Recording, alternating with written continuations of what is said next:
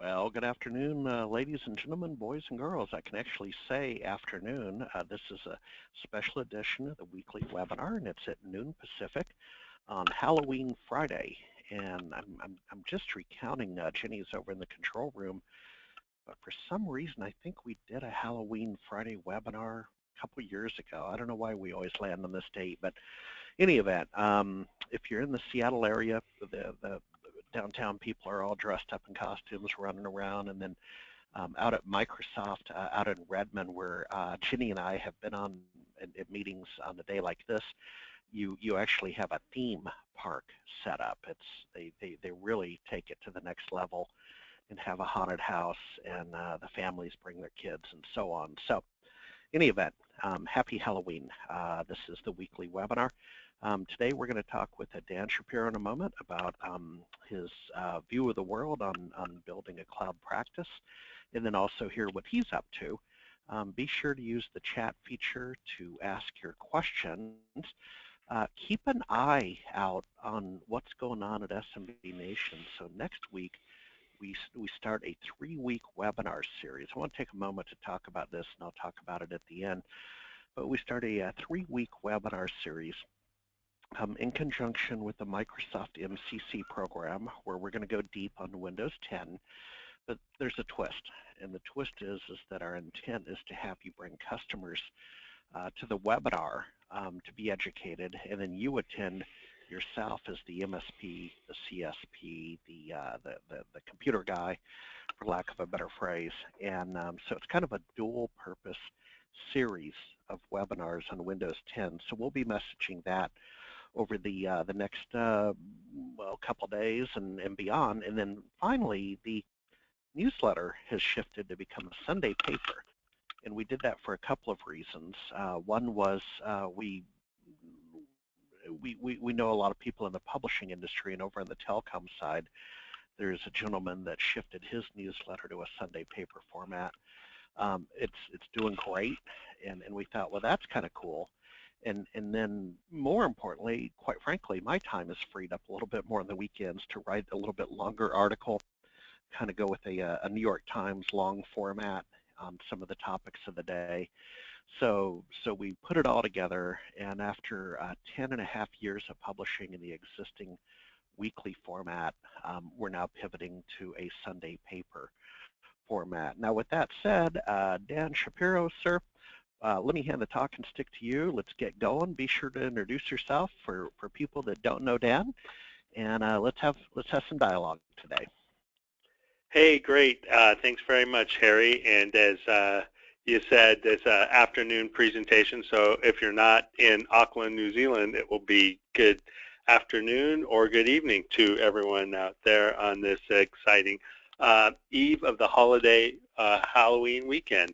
I'm excited, Harry, to hear about your Sunday paper. I will absolutely look forward to reading that every Sunday. And now just transition to today's topic, which is building a profitable and scalable cloud business practice. Now, for some of you who have not met me, I'm Dan Shapiro, founder of ClickCloud. We're a digital marketing company that was born in the cloud, so completely self-service, all cloud-based infrastructure business, providing digital marketing services to the IT channel, SMB channel, CSPs, MSPs, VARs, telco agents, and the like. It's kind of our audience and our specialty.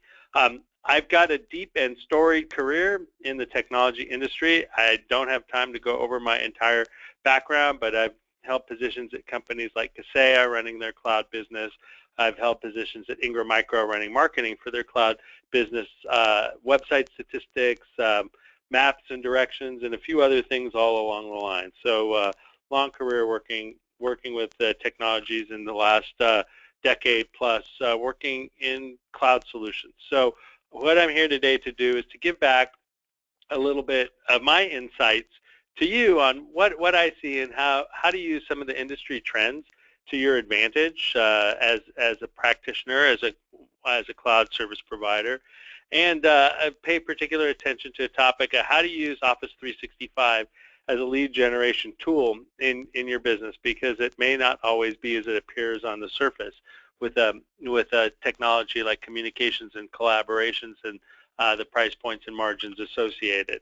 Also, I'm really excited today to announce a new bundle that we put together from ClickCloud. So spend the last 10 minutes of my presentation on this for in and around the Microsoft SureStep and modern marketing program assets.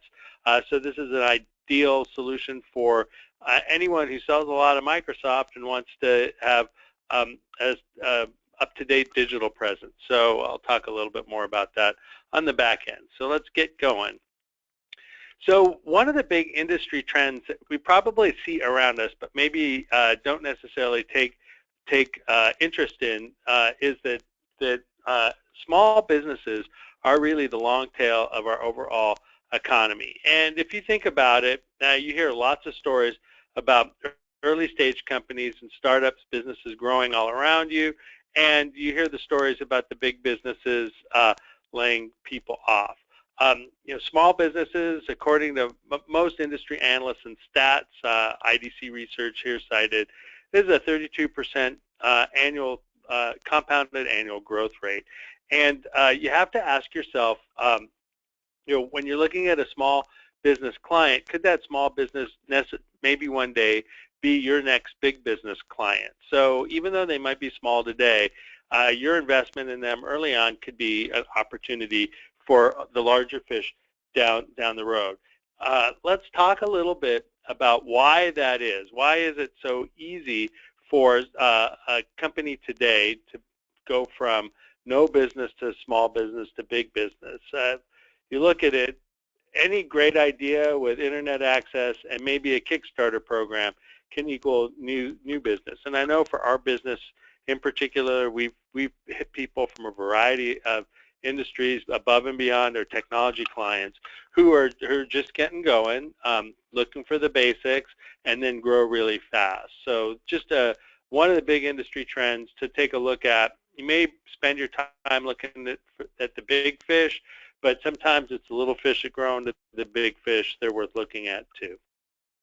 All right, so why is this? Why is it easier than ever for a small business to get themselves started?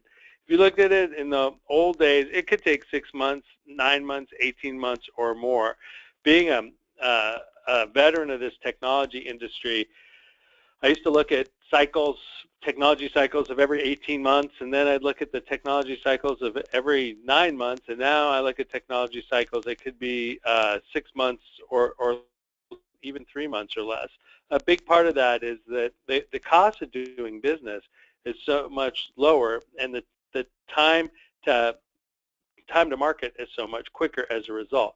So when you're talking to your clients, this is where that CapEx, OpEx discussion comes in. So just a quick refresher for those that may not be the accountants in the room. Capital expenditures, these are the things you spend a lot of money on up front. It's cash out of pocket.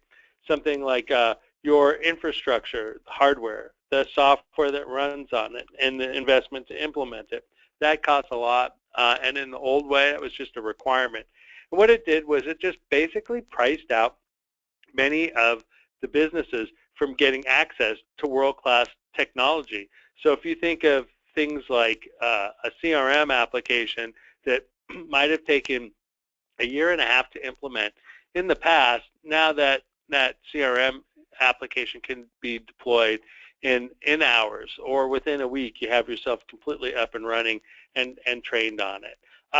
If you look at it in the new way, now from an operating expense standpoint, instead of forking out all that money on capital, you're basically subscribing to either a monthly or an annual subscription. So you're paying for your services over time, particularly the infrastructure that it takes to get going for any business, whether it's a website, whether it's that CRM application, whether it's your accounting system. There's so many on-demand services available, really lowers the barrier.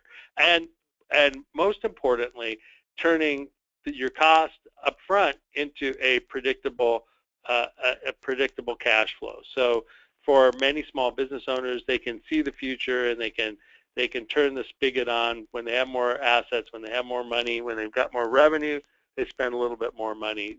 But what it does at the end of the day, lowering the barrier to entry for these small businesses. So you have to calibrate that and say, if I've got a business coming to me and maybe they're looking at a cloud-based solution, the margins might be low, the seat count might be low, and not to say you should change your focus from where you do your core business, but you can invest in some of these little companies as clients easier than ever, and watch them grow and attach additional products and services to them over time.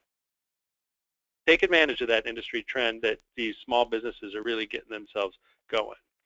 All right, I'm gonna turn the discussion from industry data about the small businesses to industry data about you, about the small business practitioner when it comes to becoming a cloud service provider, delivering managed services, and other IT services. I first want to do a quick shout out to our friends over at Ingram Micro and Microsoft for funding this research that was produced by IDC. They went through in detail and surveyed some of the top partners that were in conjunction with Ingram and Microsoft and asked them, for the successful partners, what did they see as a commonality for becoming a successful cloud service provider? So through the result of these one-on-one interviews and panel surveys, they came up with a couple of key trends to take advantage of, just gleaning the data after talking to, again, numerous successful cloud service providers. So the first trend is capitalizing on cloud as a door opener, and if we listen to Satya Nadella, he'll tell you cloud first, mobile's first strategy right off the bat. Recalibrating your sales compensation, we'll talk about that trend in a moment. What does that mean? What are some of this is something that's always a hot topic, just whether it was from managed services now to cloud services, is how do you compensate your salespeople? Also, an important topic and always been near and dear to my heart is paying attention to farming. So building in that account management infrastructure in your business. And then one that I'm particularly excited about, just a call out, is the move to digital. So the emphasis in digital as a part of your ability to grow your own business, and then the capitalizing on building your brand through thought leadership as a major trend. So let's dive into these just a little deeper, shall we? So this is kind of just a reality of today's world. Is cloud is a great way to get the party started. I say often that it's now cocktail conversation. I have people coming to me all the time. I remember however many years ago, Dan, you were the first person to tell me about the cloud. It's a great way to position yourself as an expert with your audience. And let's face it, I mean, cloud, it's gone Hollywood with Cameron Diaz and sex tapes. Everybody's trying to figure out how to either get their data into the cloud or how to get their data out of the cloud. So don't be afraid to have that cloud first discussion when it comes to talking to your customers. As I mentioned before, Office 365 can be a great entry into into your customer base. It's a hot topic in the market today. I could tell you from my vantage at the last couple of companies, it's a little bit of a phenomenon we have going on in the market. It's somewhat of a land grab overall when it comes to getting the net new customers, but more and more the phenomenon is that companies are out there just trying to take care of their basics, things like email, getting them in a secure environment, and Office 365, great way to get those new clients. And again, as mentioned, maybe the seat count might look low. You may try to figure, how am I ever going to make money on this client? But pay attention, and I'll share with you a couple tips in a slide or two. Another thing that I think is a do when you're talking about cloud, particularly to your customers and prospects, is to start off with some of the hard and thorny questions. So address the security concerns right out of the gate and proactively shorten your sales cycle as a result. So instead of waiting to the end and finding out that maybe you fumble that security question, just find out their appetite for security. try to understand all the basics, whether it's PCI or HIPAA as a requirement for the client, and just unearth that up front and then share with your clients the various options. And it's also just a good comparison to take a look at their existing infrastructure and their as opposed to what they might get from a cloud solution. So often the case is unsecured servers, unsecured perimeter security, and compared to a world-class cloud solution, the alternative is much better. Also, consider talking to your clients about doing a readiness assessment for the cloud. It might be a little bit of upfront planning where you can understand and discover more about their environment, maybe identify some of the weaknesses they have in either their security or their networking infrastructure, and if you can bolster those ahead of your cloud deployment, it's just going to go that much smoother. And hey, you'll probably pick up a little bit of revenue on the front end by maybe upgrading their network. So take that into account as well, because as we know, it's that last inch that really counts when it comes to access to the cloud. And then the last part is just, I guess, reinforcement to the opening remark about getting your foot in the door. That cloud first motion will help you lead to the next steps overall. All right, let's move the dialogue along a little bit. But let me ask, so back to the IDC research when we talked earlier about your cloud sales and marketing strategy. So one of the important, always hot topics in the market is recalibrating your sales compensation model. So this is just my take on it. You may have your own take when you're looking at the data, but what I see when I look at a chart like this is you can see that the long pole in the chart is paying the reps and the up front. So the movement is whether you're currently paying your reps up front to considering paying sales commissions up front. And you can see that's maybe a little bit of a shift from the paying over the life of a contract. So what does that mean? What that tells me is that there's this renewed emphasis on a land grab. So we're basically going for net new business at this point in time. That's just kind of the general consensus out in the market. So if your competitors are considering this, they're looking at how do I get more seats, how do I get more clients on board, more on the platform. You put the emphasis on that upfront commission structure versus maybe the nurturing program of over the overall life of the business. So that's just one definite trend in the market that you want to capitalize on. What I also find curious is when I look at the data and you've got either the mix over time or maybe something a little bit different, is wondering that's probably part of the market just trying to figure out, so how do I keep and retain top sales people in this competitive environment. So definitely consider taking a look at your comp plans, and definitely consider if you can put more incentives up front, on that initial sale. That's one great way of telling your salespeople, it's all about getting the new business today.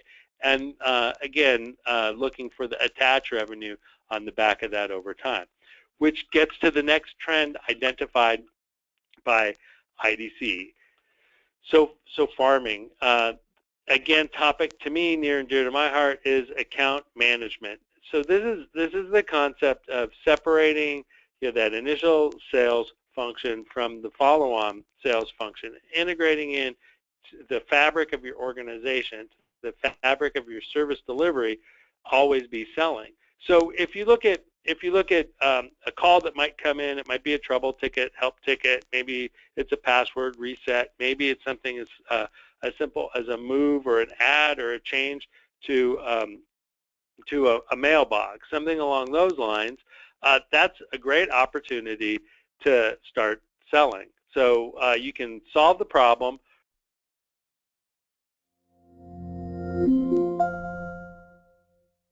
on the back end about other service options that you might be able to add. So now when I do my travels and I talk to successful cloud service providers, I would ask, particularly those who are doing well with Microsoft, how are you getting these new clients, but then how are you growing the business? So they would consistently, the successful ones consistently would tell me this story where they would start off with Office 365. They'd migrate email, and many of whom would use a great little tool, quick shout out for the folks at Skykick, to help with the migration. So even before they make the sale, they're already adding value by interrogating mailboxes, identifying excess, old, or should be deleted mailboxes, even before the migration begins, then aid in a simple migration and then overall management of the communications and collaborations. And again, that's just a foothold in your clients. That's why I go back to that comment about using Office 365 like a lead gen tool. So instead of a 30-day trial or a freemium offering, this is an offering you can actually sell to your clients or prospective big fish and just get them hooked on you as a business. So look at Office 365 as a great lead. Don't overcomplicate the sales cycle up front with some of the other IT issues that they may have. Just get them hooked, get them on, and now's where the real selling begins, the real farming kicks in.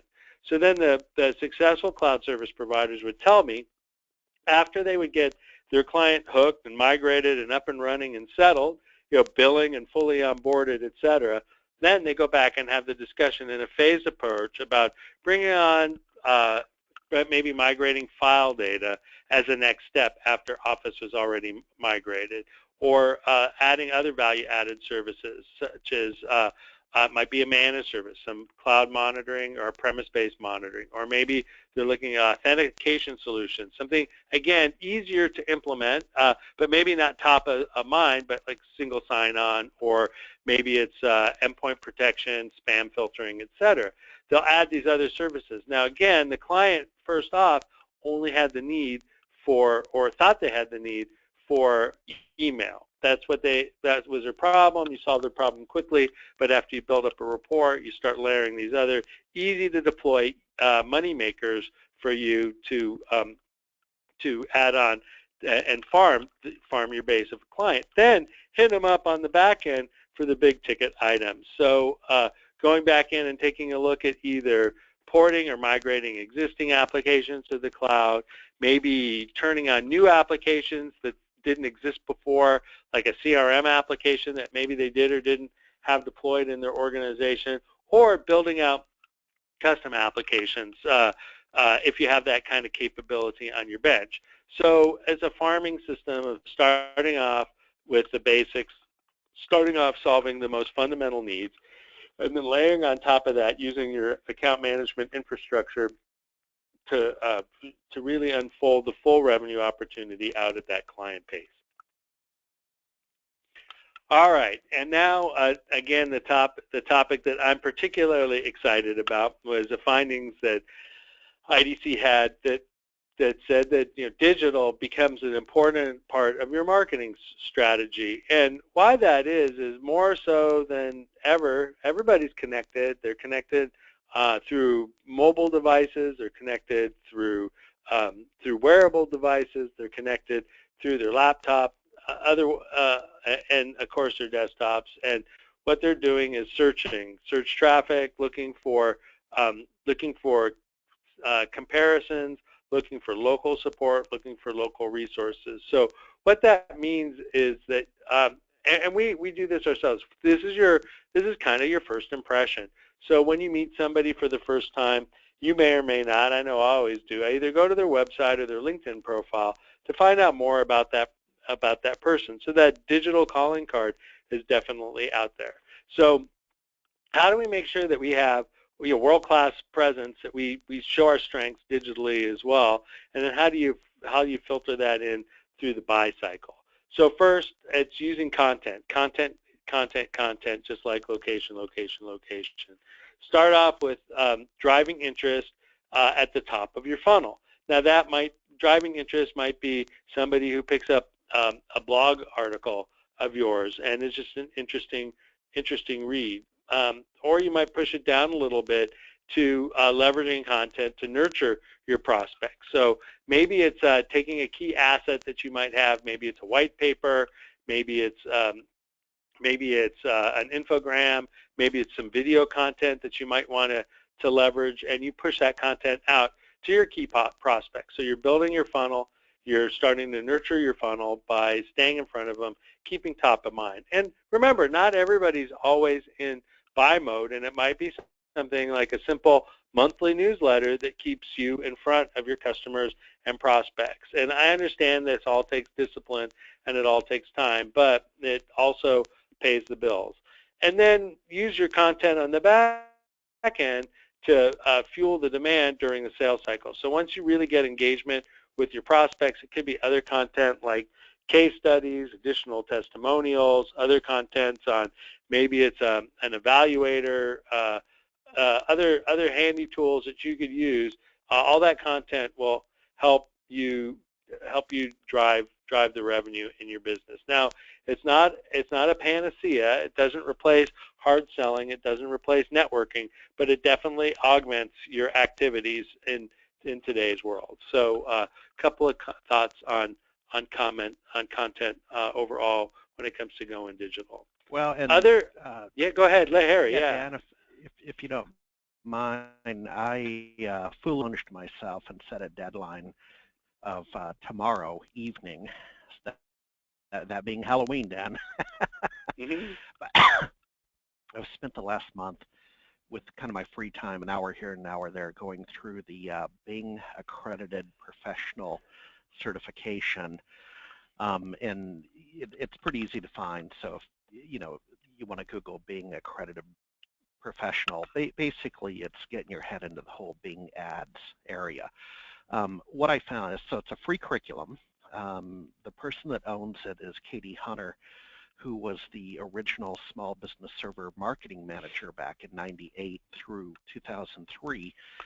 And she's moved on, and this is where she's landed, is she kind of owns this program. And Dan, what I found is that, because I want to get I want to go digital, right? I'm an old server side guy, and I want to go more digital and kind of go with everything that you're outlining here. So this curriculum it amounts to 7 courses, and then you pass an assessment.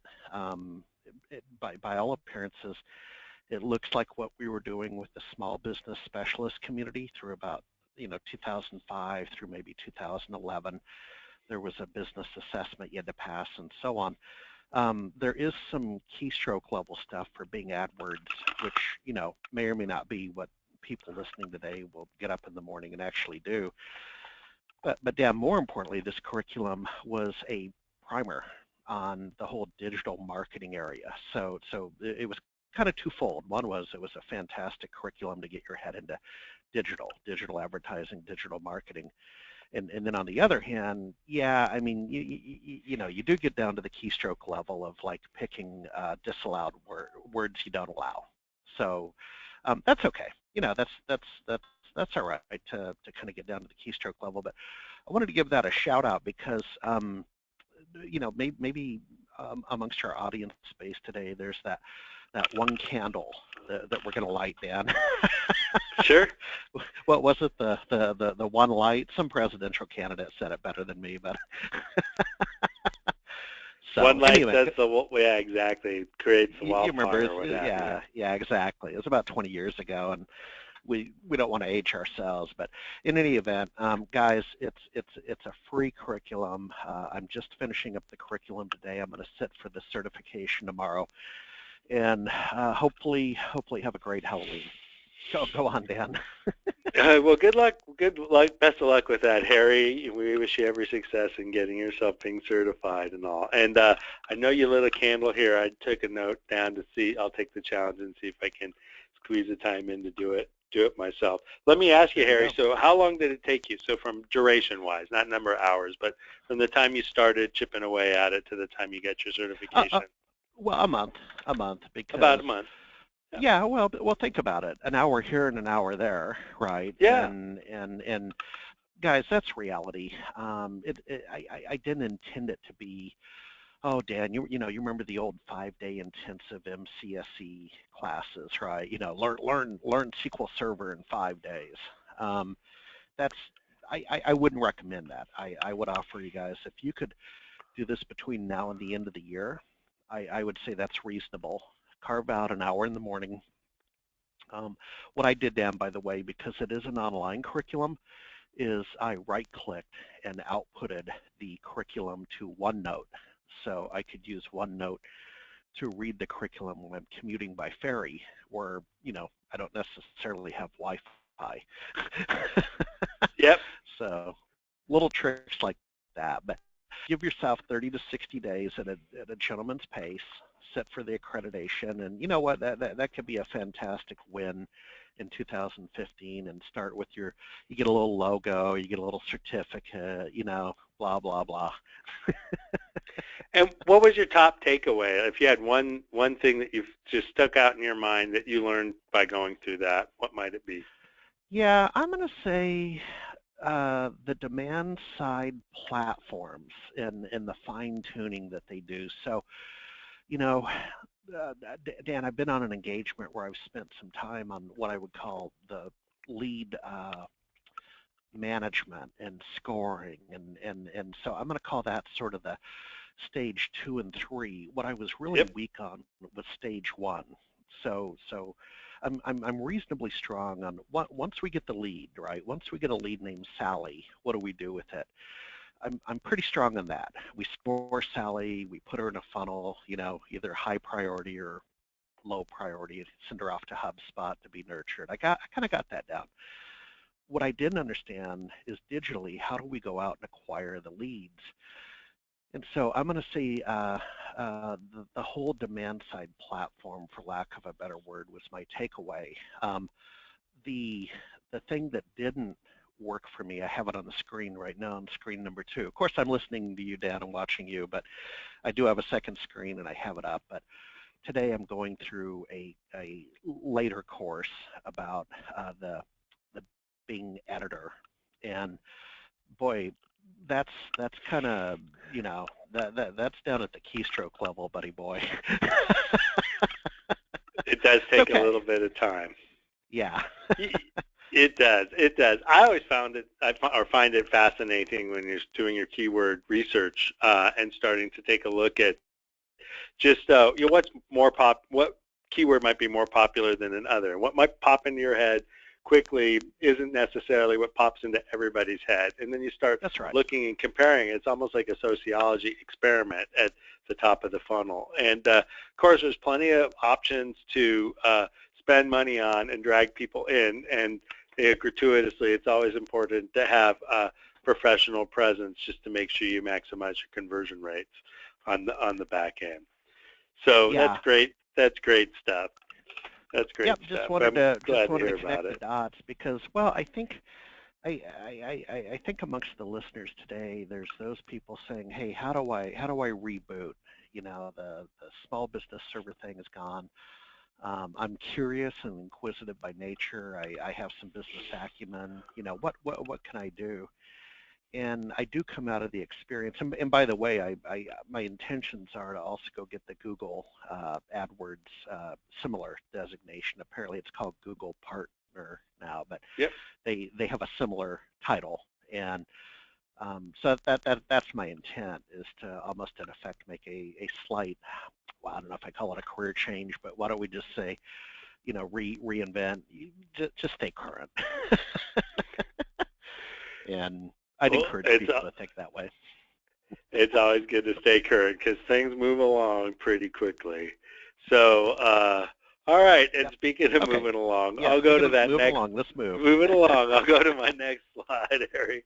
That's great. Well, it's actually a closely related topic. So, one of the other points, just a last takeaway from the IDC research that I was highlighting in today's presentation, is building your brand through thought leadership. And people always wonder, sometimes they criticize the term of being a thought leader, and what does that really mean, and how do I become a thought leader in front of my prospects and my customers. So this is just a couple of tips of advice. Is, when you talk, try to stay vendor neutral, and maybe understanding your competition is a good way to do that. But as you talk about solutions, you don't necessarily have to always be selling and pushing the SKUs as much as just talking about basic either best practices, or stick with high level topics. Cite third-party research is always a great way to go. Knowing your audience helps. So when you're talking to your customers, understand that sometimes you might be talking to the business owner who maybe isn't all that technical, versus maybe you're talking to the technician if your company's big enough and they've got a couple of techs in there, making sure you calibrate your message to your audience. And then also sticking to the topics. Now, you might look at topics and say, how would I take a topic like cybersecurity and relate it to maybe a business owner? One area that just comes to mind would be, for example, saying, your people might be your biggest hole in your defense against cybersecurity. So how often do you train your people on cybersecurity? And that might be a thought-provoking dialogue that you could have with the business owner that's not necessarily talking about your favorite desktop protection, or talking about cloud computing strategies, how to lift a business to the cloud, and how to phase the deployment of cloud computing, and having that higher level dialogue with the business owner can help. So topics including mobile computing, business continuity, risk management, leveraging IT for strategic advantage, all things that you can hit and position yourself as a thought leader. One great way to do that is your blog. So you can use your blog on your website to keep it current. You could use your blog to push it out to your social media. In particular, LinkedIn is a great social media outlet for business type of news. Not just posting to your LinkedIn page, but joining groups that are relevant on a local level. So I'll see clients of ours join groups on LinkedIn that might be really targeted within a certain state, within New England, and it's a construction society. And they know that the people who join that construction society are the business owners of the local construction industry, all small businesses, all in their own right, and they're getting this kind of blog content from that client out in front of those people on a regular basis, keeping them top of mind. So just a couple tips on how to build your brand using thought leadership. Okay, so we're kind of coming around the bend here. So, and as promised, I did want to spend a little bit of time just talking to you about something that's new and exciting. This is the first time that it's been announced, so it's just a great day for me to be here, Harry, with you and your audience, to be able to make some announcements. So here at ClickCloud, we put together a bundled solution for Microsoft SureStep partners. Now, if you're not familiar with Microsoft SureStep, you should definitely check it out. You probably heard a lot of different things, whether it's modern marketing, modern business. These are all SureStep programs that provide assets for you as a Microsoft service provider that you have access to, whether it's data sheets, video content, website content, there's infograms, there's banner ads, all kinds of great stuff that Microsoft has invested. Now, not everybody's taken the time or has the time or maybe even the expertise to implement all of these assets. Nobody could ever implement all of these assets, I don't believe, but because it's extensive libraries around every Microsoft product that you would want to be selling today. And we looked at it from a ClickCloud perspective and said, well, we've been working with MSPs and telcos and CSPs and IT service providers for the past 4 years, and Microsoft's made this big investment. We see some clients asking for certain things, so they would ask us to maybe implement, it used to be like the advisor scripts, put them up on their website for them. We'd go do that, no problem. And now we just started seeing clients asking us for, hey, I've got these cool assets, can you implement it? So what we do at ClickCloud is we bundle it up into like a turnkey solution with best practices. So we do all the heavy lifting up front, and then that way when the long tail of the channel wants to adopt these technologies, it makes it repeatable and predictable, which means that we can offer a high value service at a really affordable price. So we're really excited to announce this new SureStep bundle. It's now available. It's available as of today. The turnkey bundle, we've put together landing pages with videos, infographics. We will brand your data sheets for you. So the Microsoft data sheets, whether it's for Office 365 or Azure, and you need your logo here, we'll do that for you. The digital ads, we'll put them up on your site. We'll help you get them. We'll make recommendations for which ones we think you should use. We'll add them to your newsletters. We'll add them to your website. And then all that content that goes along with it is all part of the bundle. So when we looked at the treasure trove that Microsoft has put forth, there's assets around Office 365, Azure, Skype for Business, SQL Server End of Life, and more. So if you're out there marketing any of these products and services and don't feel that your digital marketing programs, your website, your email newsletter, your blog are adequately portraying what it is you have to offer today, you should definitely check out this service. So a couple of things. Here's just a quick example. Landing page that's got your calls to action, setting expectations of what are you going to get if you go ahead and download an asset, and then making sure that all of the qualification activity is well above the form so that we can quickly turn those visitors into leads. Also, just kind of some fun stuff. This is one from a existing client that having just a fun or a strong call to action. So they sell backup and disaster recovery, and they use a free backup and disaster recovery assessment. That's something they use as a lead gen hook for themselves. Making sure that you have rich keyword content throughout your site, generate some passion with emotional messaging and a human element where possible, and then always make sure that your website is mobile friendly and responsive. So more than 50% of your traffic is going to come off of some sort of a tablet or off of a handheld, some other sort of like a mobile device, so your phone, etc. So you got to make sure that if your site's not mobile ready today, then definitely check this out. Okay, so what is it? What is a SureStep bundle? What does it look like, and how do I get it? So our business model is basically a pay-as-you-go subscription service. So we sign people up for a flat fee at $99 to start, then a monthly service fee of $249 a month. That gets you your responsive website, your search engine submittals for the new website, and we do include Bing, Yahoo, as well as Google in that. All your ongoing changes, so all your moves, ads, and changes are included on as part of the service. So don't think of your site as once it's up and running, I never touch it again. Think of it as you're just like the gym membership. Go to the gym.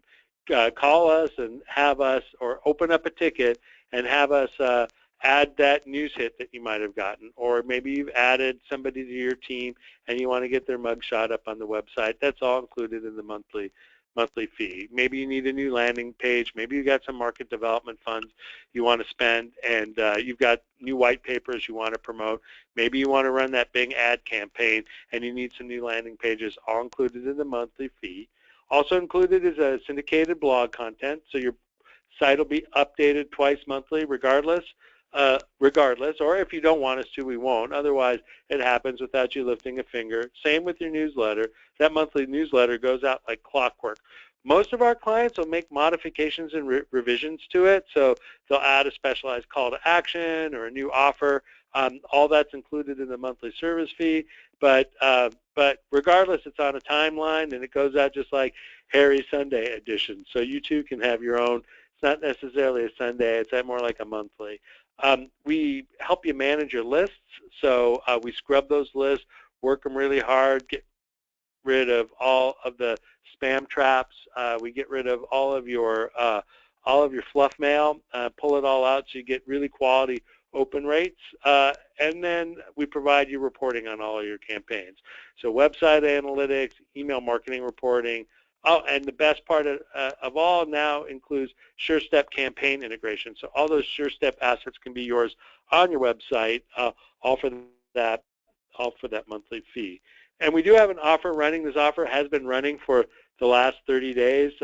Like your deadline, Harry, our deadline was October 31st. So we'll give you basically $100 back on your first month subscription. So if you put down the $99 to get your site going, give us your logo. We'll start building your site for us. And then as soon as that first month subscription comes, we'll pretty much round trip it for you. So if you're ready to sign up now, we've got a special program that helps out our friends at Small Business Nation. So if you register through clickcloud.com/SMB, they get credit for it too. So made it easy so you didn't even have to type nation. So just go to clickcloud.com/SMB and get yourself going on a new digital marketing program. And again, if you want to take advantage of that $100 off the first month subscription, sign up by tomorrow. So Harry, that's what we got today for our presentation. As promised, here we are with about 10 minutes left to go. If there are any questions from the crowd, gladly handle them. Let me see. Okay, we have a couple. Oh my, I may have upstaged you. I apologize. They're asking about that Bing certification. I thought I knew how to be a good host, and it's not that. That's okay. Guest, but sorry about that, brother. I owe you a beer next time I see you. Let's see. First of all, here, I'm being a little facetious. Here's one that is really in your realm. Do you find a yes/no question as a call to action works best? So a yes/no question, it sure doesn't. Raising my kids, let me tell you. Dan, what's your pleasure on call to action in terms of a yes/no question or open? Yeah. So when I look at a call to action, and maybe it's more terminology or vocabulary, I'm looking for something that's going to compel somebody on, let's say, a landing page to act. So if it was a, do you want to save time and money on your next Office 365 deployment? That could be a yes or no question, but that to me doesn't necessarily get them to click here. So some of the calls to action that we find that are really successful with our clients are things like offering a free is probably a better word than yes or no.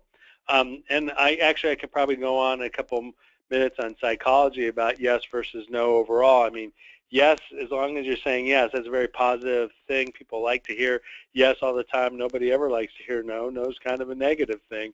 So there's probably one more strike against yes or no. So yeah, I always like to offer something and set an expectation. So maybe like get your free cloud readiness assessment. Get yourself a free IT security assessment. Click here. So that's, I think, a little bit more of the setting the expectation. Then you can keep a quick form, not a lot of detail, just enough information to get the contact information, and maybe ask one or two qualifying questions. A qualifying question could be maybe about company size, or maybe about budgets, or intent to purchase, but one or two. Don't make it a full-blown survey, and that's going to get yourself a lead. Okay, there we go. The next, let me go back to it's a little window in the GoToMeeting format, so I got to kind of poke here. What do you recommend first, Google or Bing? And so I'll field that one in terms of the accreditation. So I only know what I know. Here's what I know. is that I started with the Bing accreditation. I'm headed to the Google accreditation, and then and Dan, let's circle back and do another webinar on this area. I'll team with you on some of the different tools to educate people on it. But the third one I intend to do is market motive, and so that's all one word, market motive.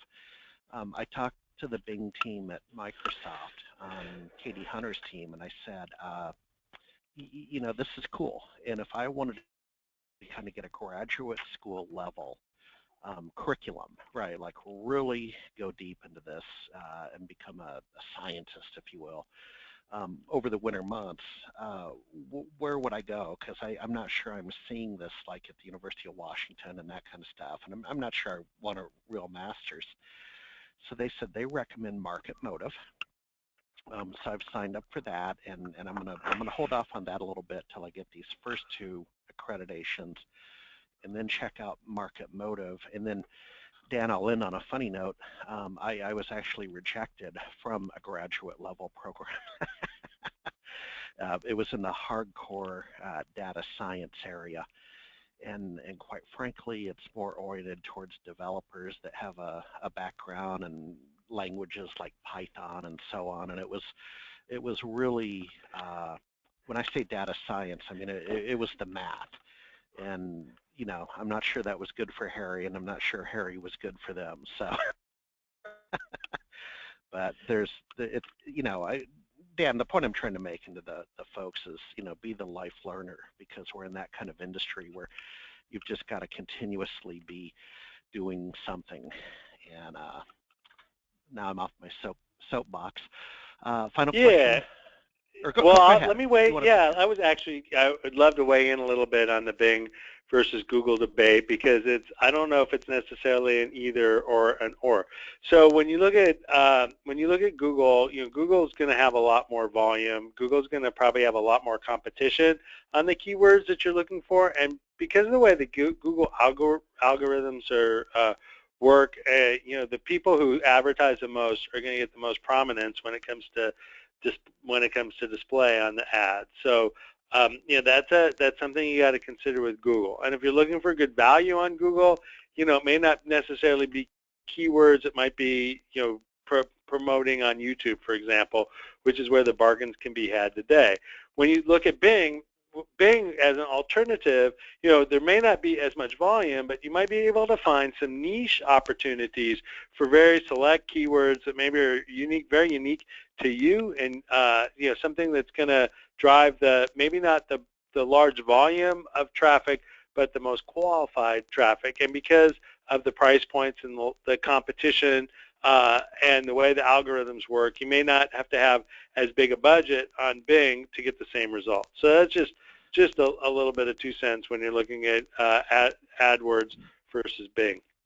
Well, and I'm glad you brought that up, that it's not an either or. I think too many times we put an either or framework around the conversation. And a client that I'm assisting right now, it's a mid-sized online university, and they use, if you could see the spreadsheet, which I can't show you, but 110 different tactics to recruit leads. So, Dan, it's a portfolio. They're using everything. They're using Bing, they're using Google, they're using open houses, they're using Cessnas flying banners over a football game. So to your point, it's not either or. It's a real portfolio point of view. So you'd want to know it all. All the above. Right. That's an excellent point too, because we'll see it often that you put all your eggs in one basket, and you don't want to do that. You do want to spread it around. You don't want to go guardrail to guardrail. Oh, I use this program, it didn't work, so I'll never use it again. And then you just put it in a drawer versus, hey, I tried something, check out the reporting, then refine it. And then maybe it's a combination of things. So there's like a few rules of thumb that are out there. I always look for the 10x return on my marketing dollar. I always expect that it's going to take at least 5 marketing touch points to create that marketing qualified lead to hand over to sales, and then it's probably another 25 sales motions just to turn it into a client. They all don't always turn into a one call a one-call close. So, you got to factor all that in, which means you got to be doing a lot of different things and in order to be successful. That's so right. any more questions there, Harry? Yeah, a couple quick hitters. So link to the certification. Okay. I'll get that out in the follow-up email we'll send. This is probably more for you. And we'll have to move a little quick, but what exactly do you provide for the social media? Dan, the question is like the Facebook company page and so on. So what do you provide for social media, sir? Yeah. So for our clients, depending on their state and what their maturity level is, our basic package and turnkey solution in integration with your social media. So we'll take your blog content as it posts to your website. We automate getting it out to your Facebook, to your Twitter, to your LinkedIn groups. That's just part of our turnkey service. If you need help and assistance with setup, our designers are there to help you, so we can give you the art that matches your website and the logo support to get your social media pages, whether it's your Facebook or your Twitter handle, up and going. Now, no, those are your assets, so you need to kind of light the fuse, but we'll help you. You have to think of ClickCloud kind of like an outsourced digital marketing team with a flat fee. There you go. Quickly, are there examples of ClickCloud sites they've worked on? Dan, what I'm wondering is if you want to take that offline, if you want to get me some links, we can put that in the thank you email tomorrow. Might be a good way to show some examples of work you've done. Sure. We have a couple of key clients that don't mind if we share what we've done for them. And if there's a way we could show you our new SureStep property, we have it's a offline link we could provide out, probably a cool way of disseminating some of our capabilities. Okay, I've studied with the Eisenbergs. It is worth it. I'm assuming that might be Market Motive. And then here is, in fact, a comment on Market Motive. We have Market Motive rocks in all caps. So, well, I guess I know what I'll be doing after. I know what my New Year's resolution is, Dan. Yep. So, with that said, we're at time. So Dan, seriously, get me the type of things you'd like in the thank you email. And we'll kick that out. Folks, appreciate you attending the event today. Lively audience, I'm pleasantly surprised. That gives me energy. I'm assuming the same, Dan, when you have an audience that has a high level of engagement, the energy flows two ways. Yep. And folks, next week, next Thursday, is the first of a three-part series on Windows 10. You'll be getting more information on that. We are at exactly that time, 1 p.m. Pacific. So have a great Halloween. And if you're in the Seattle area, a little shout out. If you're in the Seattle area, search on Startup Week. They're having a big Halloween party tonight down on South Lake Union. It's free. Startup Week, Seattle. See you there at 7 p.m. Dan, have a good one down in Southern Cal. We'll talk to you soon, my friend. Will do. All right, thanks. All righty. Bye-bye, everybody.